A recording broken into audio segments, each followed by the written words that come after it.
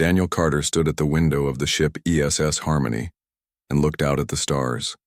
He had been traveling through space for 3 weeks now. The stars looked different here, far from Earth. Some were blue, some were red, and some were colors he had never seen before. Daniel was Earth's first ambassador to the Galactic Council. He was 50 years old and had worked as a diplomat for 20 years. He had helped solve problems between countries on Earth. Now he had a much bigger job. He needed to convince 12 alien races to let humans join their group. The ship was not very big, but it was the best Earth could build. It had new engines that could travel faster than light. The engines made a soft humming sound that Daniel had gotten used to. Sometimes he forgot he was moving through space at incredible speeds. Dr. Lisa Brown walked into the room where Daniel was standing. She was a scientist who studied aliens and their languages. She carried a tablet computer that showed information about the different alien races they would meet. "Good morning, Ambassador," Lisa said. "I have been studying the council members again. Do you want to review what we know?" Daniel nodded. He had read the files many times, but it was important to remember everything. The Galactic Council had 12 different alien species. Each one was very different from humans and from each other. The Klaxari looked like giant insects. They had 6 legs and 4 arms. Their bodies were covered in hard shells like beetles. They were very good at organizing things and keeping records. They ran most of the council's daily business. The Vorthak were made of living crystal. They could change their shape and color. They were very smart and served as judges when there were arguments between council members. Some people said they could live forever. The Delphini lived in water and looked similar to dolphins from Earth, but much larger. They were known for being wise and peaceful. They often helped solve problems between other species. There were 9 other species in the council. Some breathed different gases than humans. Some needed very hot or very cold temperatures to survive. The space station where they would meet had special areas for each type of alien. Commander Jake Peterson came into the room. He was in charge of keeping the human team safe. He was a big man with short gray hair and serious eyes. He always looked like he was ready for trouble. "Ambassador, we will reach the Nexus Prime system in 6 hours," Jake said. "My team is ready. We have checked all our equipment twice." Daniel looked at his small team. Besides Lisa and Jake, there was Amy Johnson. She was an engineer who understood how alien technology worked. These 4 people would represent all of humanity to the galaxy. "Are you nervous?" Lisa asked Daniel. Daniel thought about her question. "Yes," he said. "This is the most important meeting in human history. If we do well, humans will join the galactic community. If we fail, we might be alone in space forever." The ship's computer made a soft beeping sound. The captain's voice came through the speakers. "Ambassador Carter, please come to the bridge. We can see Nexus Prime now." Daniel and his team went to the front of the ship. Through the big window, they could see a massive space station. It was bigger than any city on Earth. The station was shaped like a wheel with many spokes. Different sections glowed with different colors. Each colored section is for a different alien species, Amy explained. They need different air to breathe and different temperatures to live. Ships of all shapes and sizes moved around the station. Some ships looked like Earth ships with metal hulls and rocket engines. Others were completely strange. One ship looked like it was made of glass. Another seemed to be alive, with skin instead of metal. "Look at that," Lisa said, pointing to a ship that was completely black. "I think that belongs to the Shadowkin. They are one of the council members we know very little about." A voice came from the ship's radio. It spoke in perfect English but with a strange accent. "Human vessel ESS Harmony. This is Nexus Prime Traffic Control. You are cleared to dock at Bay 94. Welcome to the center of galactic civilization." Daniel felt his heart beat faster. This was it. After 3 weeks of travel, they had finally arrived. Everything humanity had worked for depended on what happened next. The ship moved slowly toward the docking bay. Daniel could see aliens working outside the station. They wore spacesuits, but he could tell they were not human. Some had too many arms. Others were too tall or too short. "Remember," Daniel said to his team, "we are here to show that humans are peaceful and civilized. We want to join the council as equals, not as servants or enemies. The ship connected to the docking bay with a soft thud. Jake checked his weapon one more time, even though Daniel had told him to keep it hidden. Lisa organized her files about human culture and history. Amy made sure all their technology was working properly. Daniel put on his best diplomatic suit. It was dark blue with small pins showing the flags of Earth's nations. He wanted the aliens to see that humans could work together despite their differences. "Are you ready?" he asked his team. They all nodded. Jake opened the door that led from their ship to the station. The air that came in smelled different than Earth air, but Daniel could breathe it without problems. They walked through a long tunnel that connected their ship to the main station. At the end of the tunnel, doors slid open automatically. Beyond the doors was the most amazing sight Daniel had ever seen. The ceiling was hundreds of feet high. Aliens of all shapes and sizes walked, crawled, and flew through the air. Some breathed water that floated in bubbles around them. Others had machines that helped them move. The sounds were incredible. Daniel heard clicking, humming, singing, and noises he could not even describe. A tall, thin alien approached them. It had gray skin and large black eyes. When it spoke, its voice sounded like music. "Welcome, humans. I am Guide Nala. I will help. You prepare for your meeting with the council. Please follow me." Daniel and his team followed Nala through the station. Everywhere they looked, they saw wonders that no human had ever imagined. This was just the beginning of their adventure. But Daniel did not know that some members of the council were already planning to make sure humans would never join their group. Dark plans were being made in secret meetings. The future of humanity hung in the balance, and Daniel Carter was walking into a trap. 2 weeks after arriving at Nexus Prime, Daniel Carter thought the meetings were going well.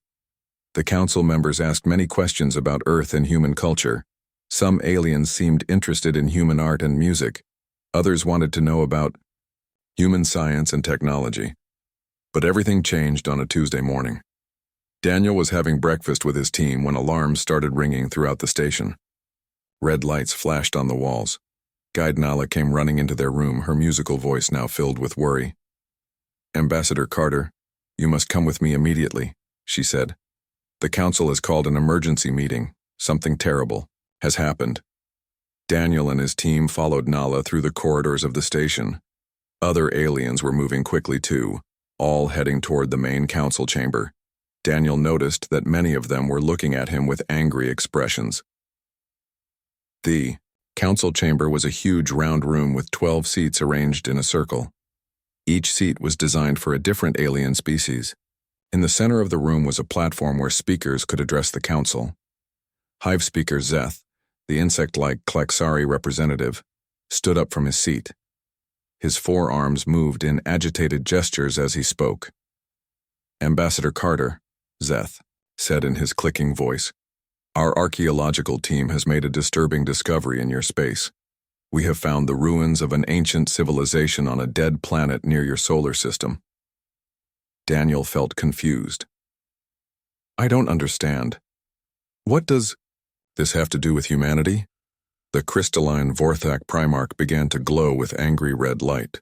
When he spoke, his voice sounded like breaking glass. "The ruins belonged to a species called the Predecessors. They were members of this council 3,000 years ago. We lost contact with them, and now we know why. Your species destroyed them." "That's impossible," Daniel said firmly. "Humans have only been in space for a few decades. We never encountered any alien civilization before meeting your scout ships." Dr. Lisa Brown stepped forward. "May we examine the evidence? Our scientists can prove that humans had nothing to do with this." The Delphini representative, Elder Coral, spoke in her gentle voice. "The evidence is clear, humans. The destruction happened recently within your species' timeline for space exploration." Daniel felt a cold fear growing in his stomach. Something was very wrong here. The accusations made no sense, but the council members seemed convinced that humans were guilty. Commander Jake Peterson moved closer to Daniel. He whispered quietly, "Sir, this feels like a setup. The timing is too convenient." Over the next 3 days, the accusations got worse. The council presented what they claimed was evidence of human guilt. They showed pictures of destroyed cities and burned forests on the dead planet. They claimed to have found human DNA in the ruins. Daniel and his team fought back with facts and logic. Lisa showed them carbon dating that proved the destruction happened thousands of years ago, long before humans developed space travel.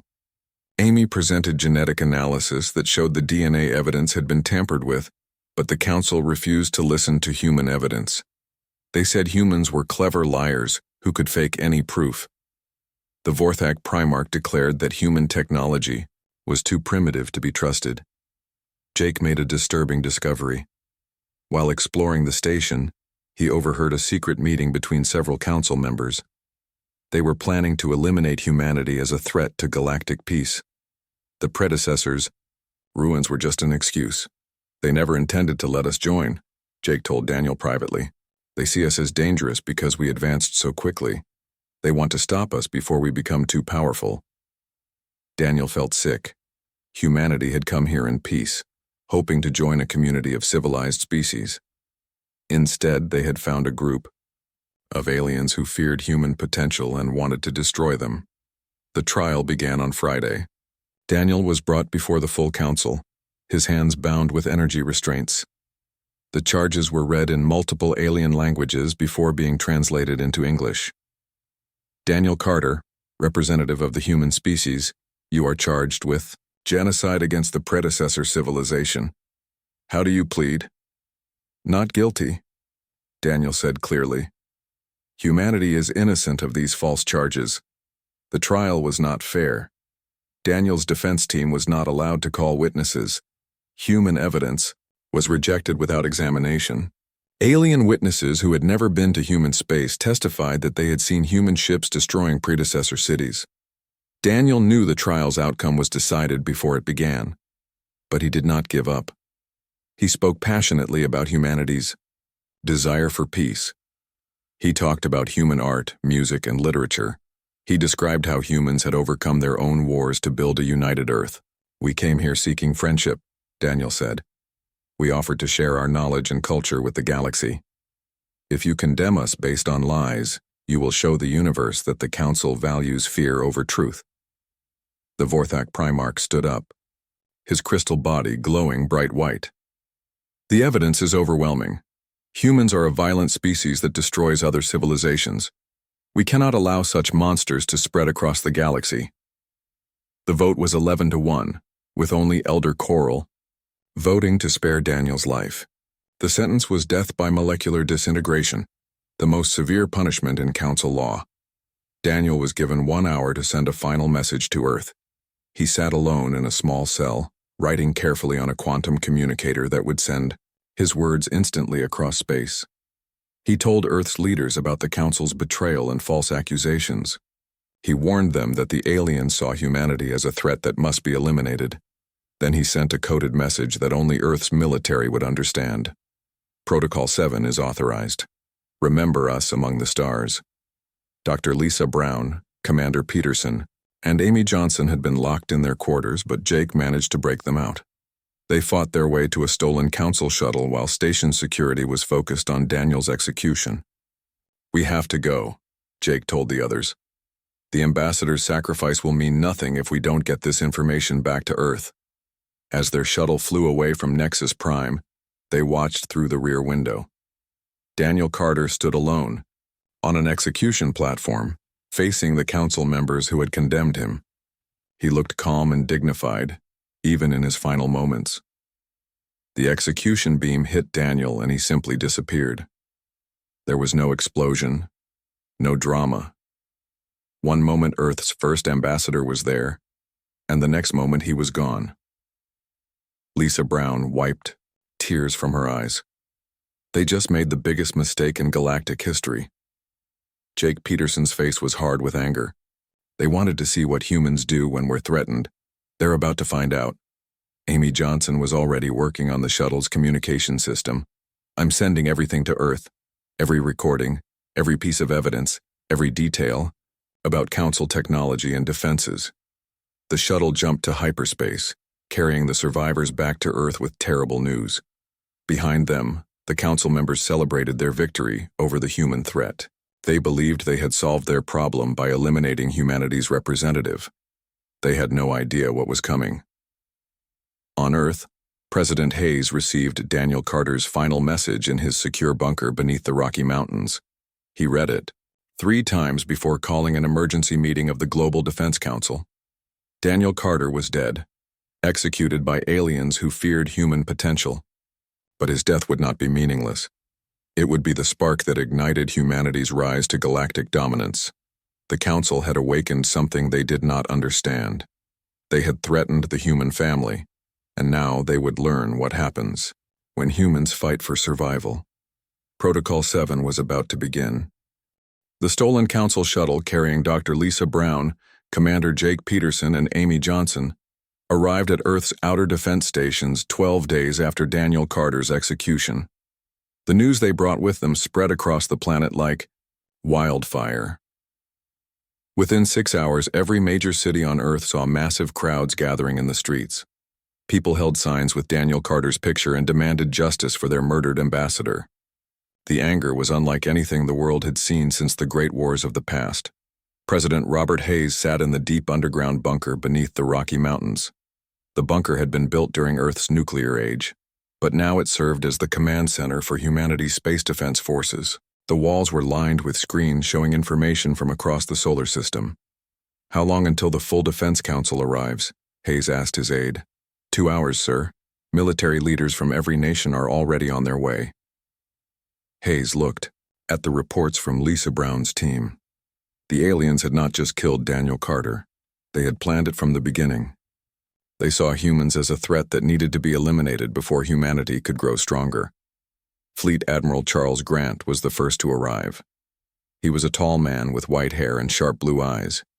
He had commanded Earth's space forces since they were first created 10 years ago. "Mr. President," Grant said as he entered the bunker's main room, "I've already ordered all our ships to high alert. If the aliens are planning to attack Earth, we need to be ready." "It's worse than that, Admiral," Hayes replied. "They're not planning to attack us directly. They want to isolate us, make other alien species afraid of us. They'll use economic pressure and political manipulation to slowly strangle human expansion into space." More leaders arrived throughout the day. General Patricia Clark from Strategic Intelligence brought files that had been classified since the first alien contact.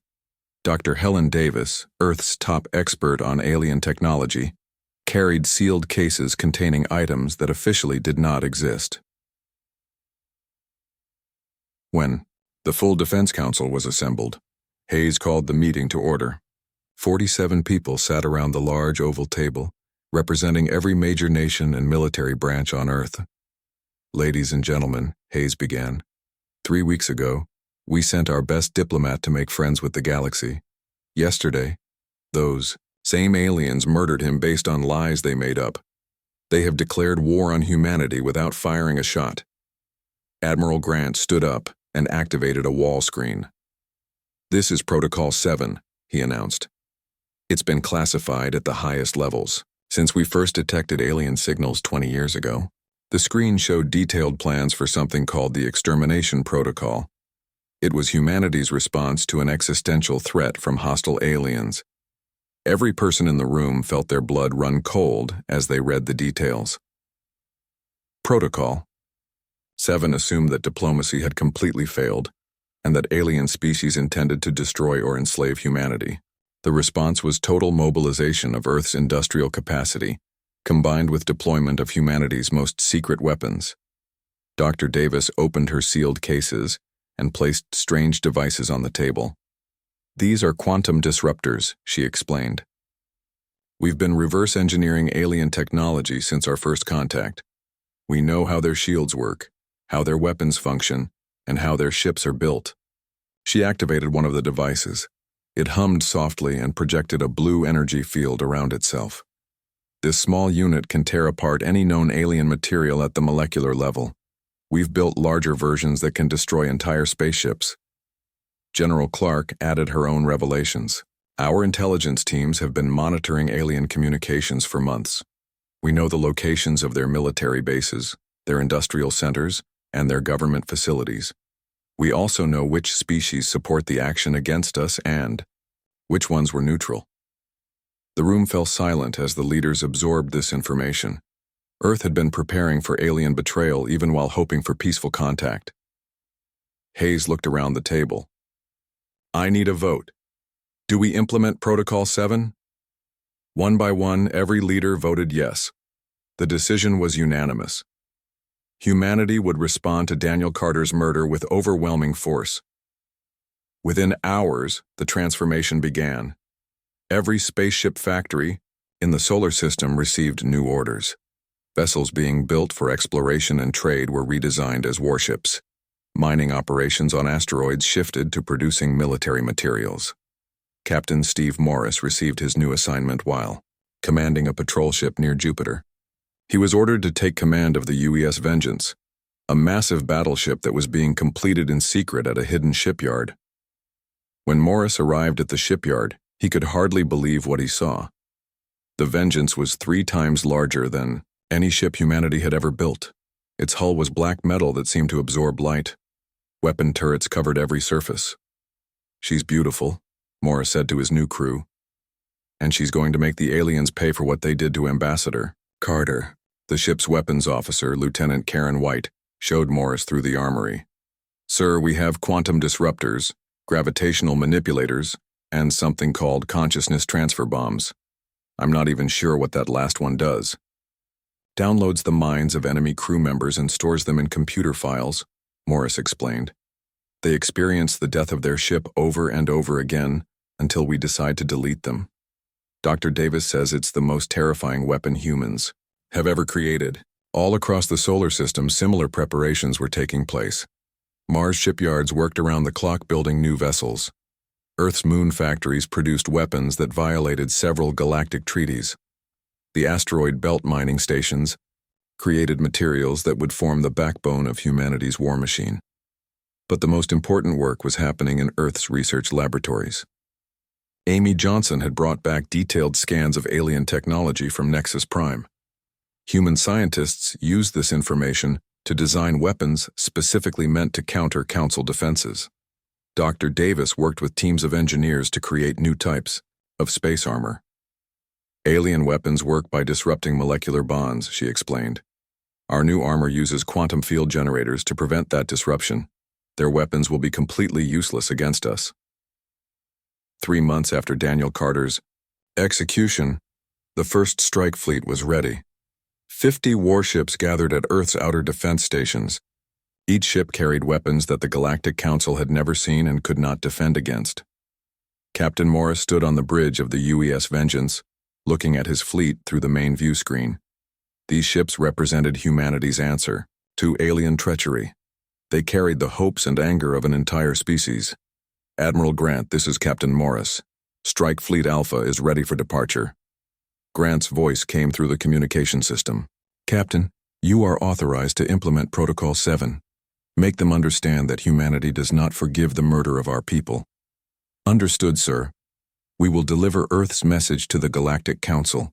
The fleet activated their hyperspace engines and disappeared into the void between stars.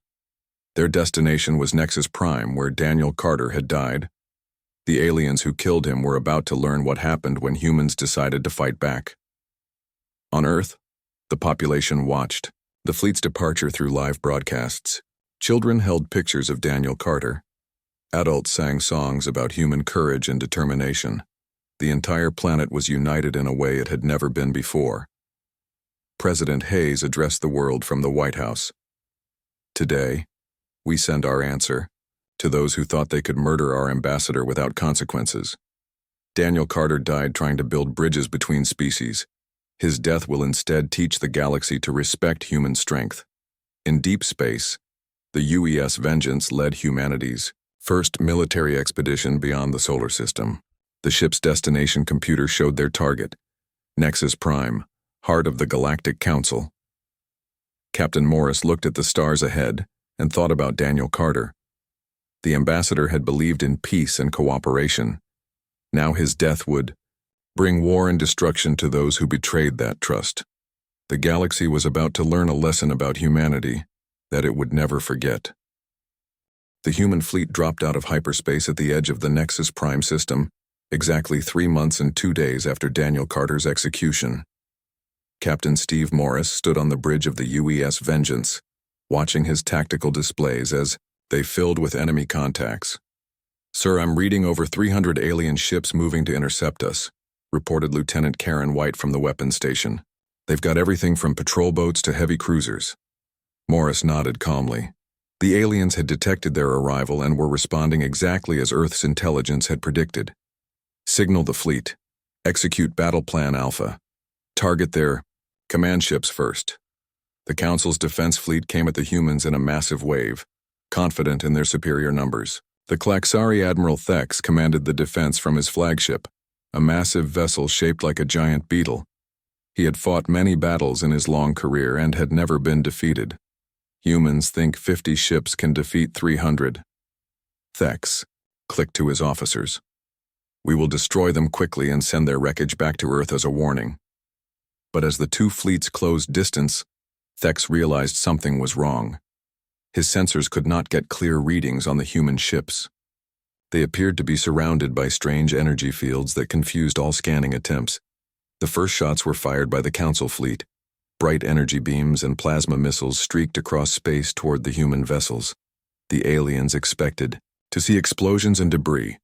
Instead, their weapons simply disappeared when they hit the human ships. "What is happening?" Thex demanded.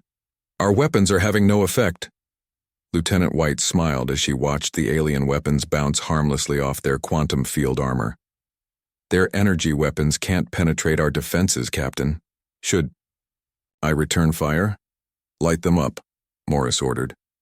The human ships opened fire with weapons the Council had never seen before.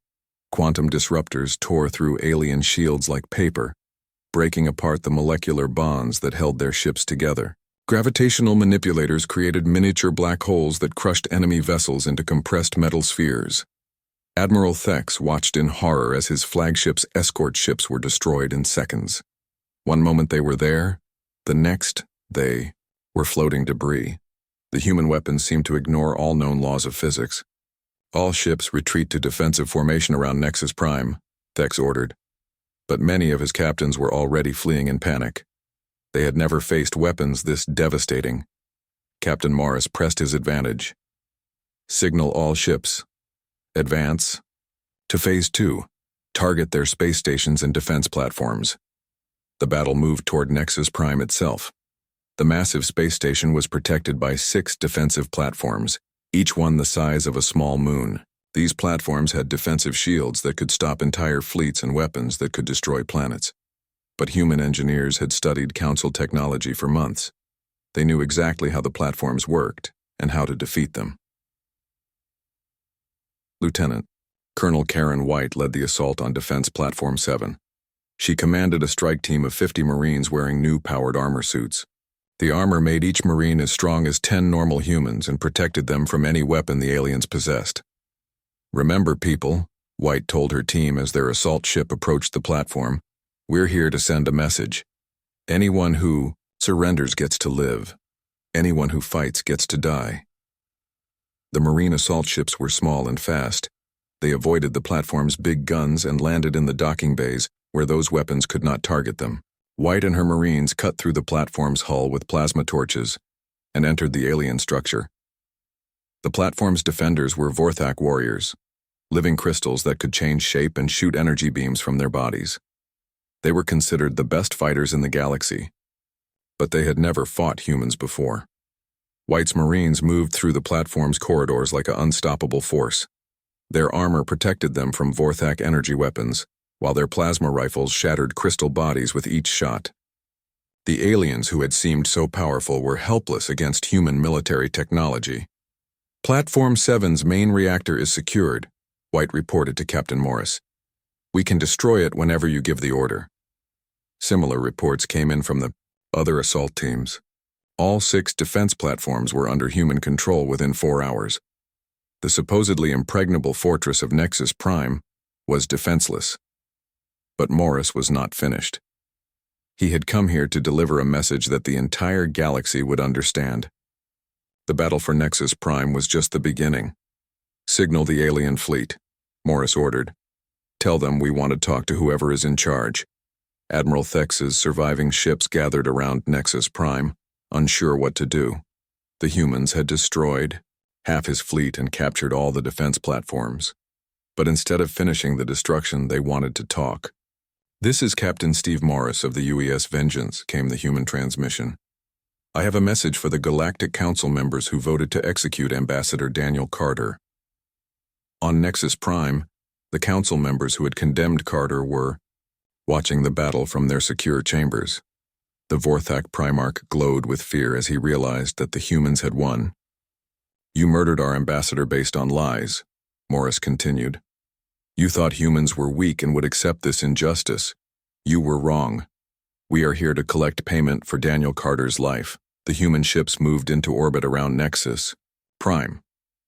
Their weapons targeted specific sections of the station where the council chambers were located. The message was clear: surrender or be destroyed. Hive Speaker Zeth tried to coordinate a response, but his fellow council members were paralyzed with fear. Some wanted to surrender immediately, others wanted to fight to the death. A few suggested trying to negotiate. "We demand the immediate surrender of all council members who voted for Ambassador Carter's execution," Morris announced. "You have 1 hour to comply. After that, we will begin targeting your ships and facilities until you are all dead." The hour passed slowly. Some alien ships tried to escape, but human vessels intercepted them before they could reach hyperspace. Other ships surrendered without a fight, their crews begging for mercy.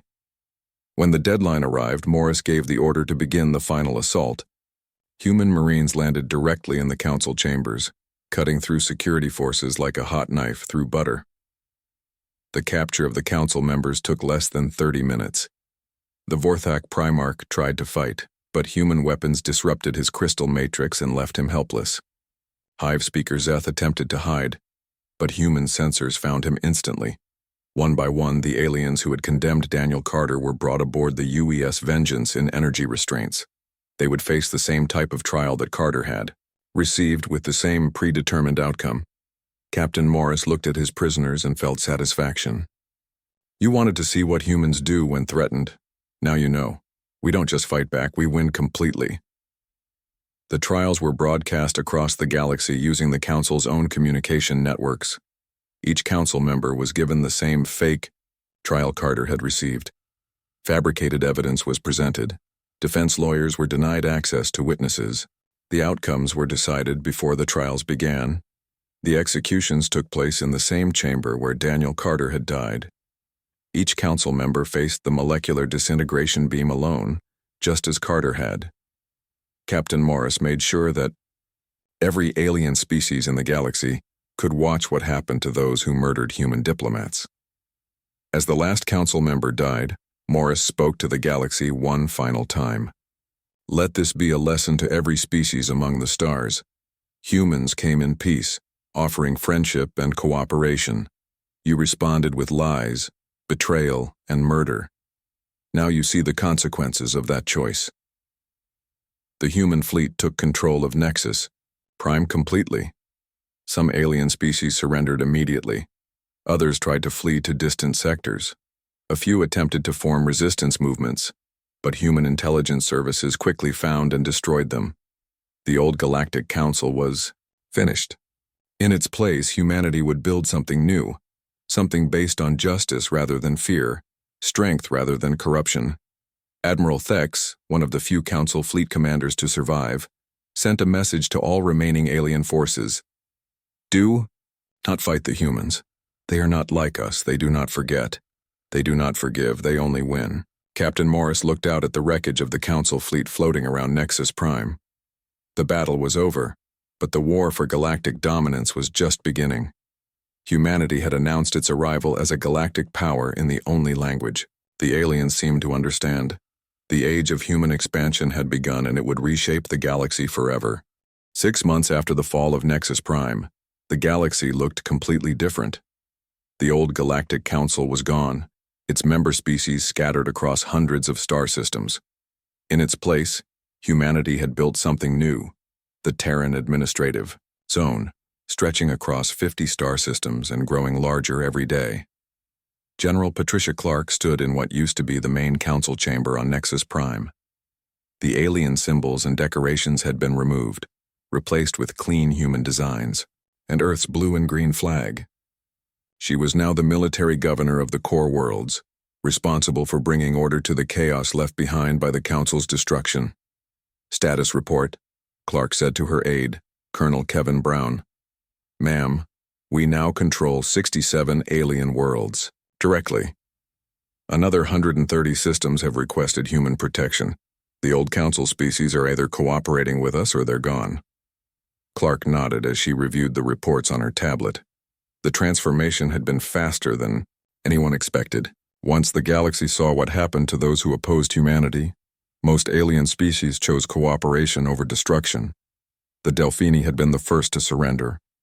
Elder Coral herself had arrived at Nexus Prime 3 days after the battle, offering her people's complete submission to human authority. She had seen the wisdom in Daniel Carter's final speech and regretted not supporting him during the trial. "The humans offer us what the Council never did," Coral had told Clark during their first meeting. "Real justice and fair treatment. We will serve faithfully if you treat us with respect." The aquatic Delphini now helped run the new government's diplomatic corps. Their natural wisdom and peaceful nature made them excellent at solving disputes between different species. Under human leadership, they found purpose they had never known under the old Council system. Dr. Lisa Brown had returned to her role as Director of Xenological Affairs.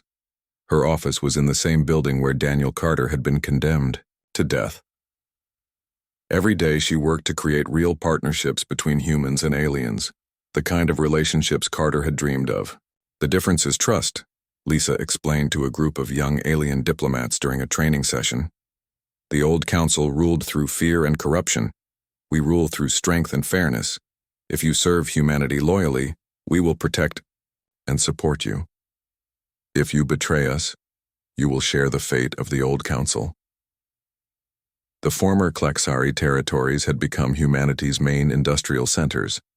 The insect-like aliens were naturally good at organization and manufacturing. Under human management, their efficiency increased by 300%.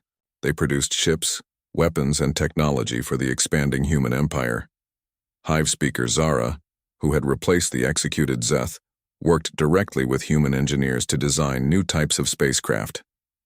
"The humans understand productivity," she clicked to her workers.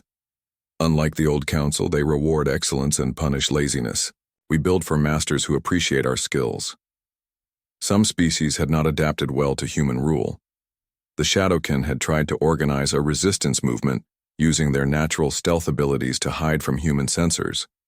But human technology proved superior even to their ancient arts of concealment. Admiral Jake Peterson, promoted after his escape from Nexus Prime, led the hunt for Shadowkin rebels. His ships carried sensors that could detect even the most advanced alien stealth systems. One by one, the rebel bases were found and destroyed. The Shadowkin made the same mistake as the old Council, Peterson told his officers after destroying the last rebel stronghold. They underestimated human technology and determination. Now they're extinct, and the galaxy is safer without them. The most important change was in how alien species viewed humans. Before Carter's mission, they had seen humans as primitive newcomers who might eventually be allowed to join galactic civilization. Now they understood that humans were the new masters of the galaxy. President Hayes visited Nexus Prime for the first time 8 months after the battle. He walked through the same corridors where Daniel Carter had been held prisoner, now decorated with memorials to Earth's first ambassador. "Carter would be proud," Hayes said to General Clark as they stood before the largest memorial. He wanted humans to take their place among the stars. His death made that possible in a way his life never could. The memorial was a simple black wall with Carter's final words carved in gold letters. "Protocol 7 is authorized. Remember us among the stars." Below the words was a holographic display showing Earth rising over the horizon of an alien world. Every alien who entered the building had to pass this memorial. It reminded them of what happened to species who threatened humanity. It also showed them that humans honored their dead and never forgot injustices against their people. Amy Johnson had become the head of human technology development. Her job was to continue reverse engineering alien science while developing new weapons and tools for human expansion. Her laboratories on Nexus Prime produced marvels that amazed even veteran alien scientists. "We're not just copying their technology," Amy explained to a visiting Earth official. "We're improving it. Human creativity combined with alien knowledge is creating things neither species could build alone."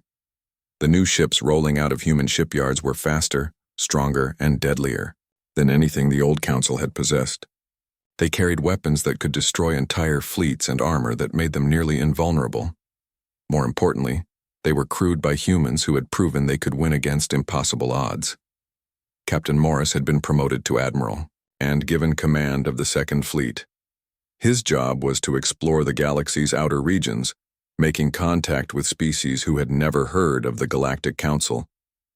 These first contacts always went the same way. Human strength was demonstrated, human justice was explained, and alien cooperation was secured. "We give every species the same choice," Morris told his captains during a planning meeting. "Join us willingly and be treated fairly, or resist and be destroyed completely. Most of them are smart enough to choose cooperation." The galaxy was learning to speak English. Human became the new universal language, replacing the complex system of translators the old council had used. Alien children learned human history alongside their own. They studied the life of Daniel Carter and the lessons of Protocol 7. But the most important change was in how conflicts were resolved. Under the old council, disputes could drag on for decades while corrupt officials took bribes from all sides. Under human rule, justice was swift and final. Lieutenant Colonel Karen White now served as Director of Galactic Security. Her job was to investigate crimes and maintain order across human space. She had earned a reputation for being absolutely fair, but completely ruthless with those who broke human law. "The aliens understand strength," White explained to her security officers. "They respect us because we proved we're stronger than they are, but they also trust us because we keep our promises. When we say we'll protect them, we do.